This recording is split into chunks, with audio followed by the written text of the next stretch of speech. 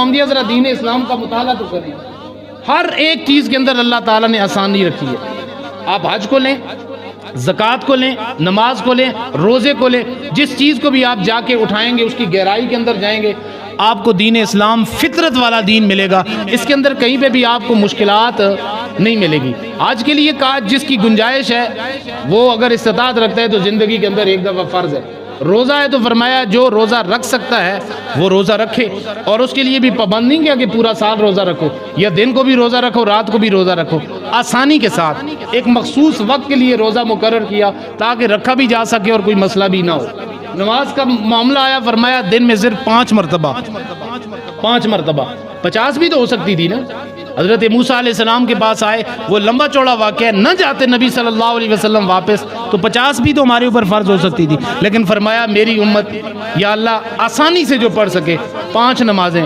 اسی طرح سے زکوٰۃ کا حکم فرمایا کہ 2.5% اپنے مال میں سے تم زکوٰۃ دو، اس مال کی بھی کہا کہ پھر اس کے اوپر 1 سال گزرا ہوا ہو، وہ بڑھنے والا مال ہو، ساری وہ شرائط آپ کو موجود ہیں۔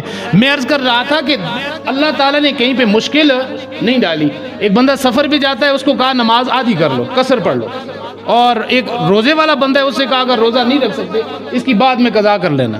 نماز کے لیے کہا ایک بندہ کھڑا نہیں ہو سکتا، اسے کہا بیٹھ کے پڑھ لو، بیٹھ کے بھی وہ نہیں پڑھ سکتا، کہا کرسی پہ پڑھ لو، کرسی پہ بھی نہیں پڑھ سکتا، کہا لیٹ کر پڑھ لو، آنکھوں کے اشاروں سے پڑھ لو، دل کے اشارے سے پڑھ لو، اللہ تعالیٰ قبول کرنے والی ذات ہے۔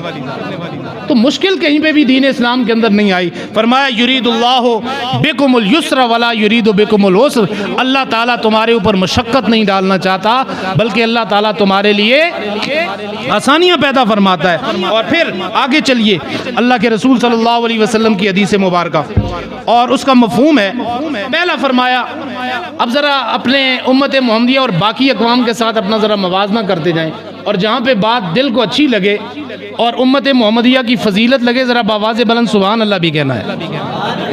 پہلی چیز فرمایا، پہلے یہ حکم تھا کہ جب کسی قوم کسی امت کا کپڑا ناپاک ہو جاتا، اس سے متعلق علماء نے لکھا ہے 2 حکم موجود تھے۔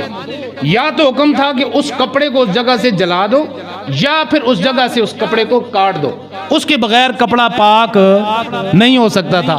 اللہ کے رسول صلی اللہ علیہ وسلم کی امت کو اللہ تعالیٰ نے یہ اعزاز دیا، فرمایا جہاں پہ کپڑے پہ نجاست لگ جائے، ناپاکی لگ جائے، پانی اس کے اوپر ڈالو، نجاست کو صاف کرو، ایک دفعہ پکڑو نچوڑ دو، دوسری طرف پکڑو نچوڑ دو، تیسری دفعہ اس کو پکڑو، پانی ڈالو نچوڑ دو، تمہارے لیے کپڑا پاک ہو گیا۔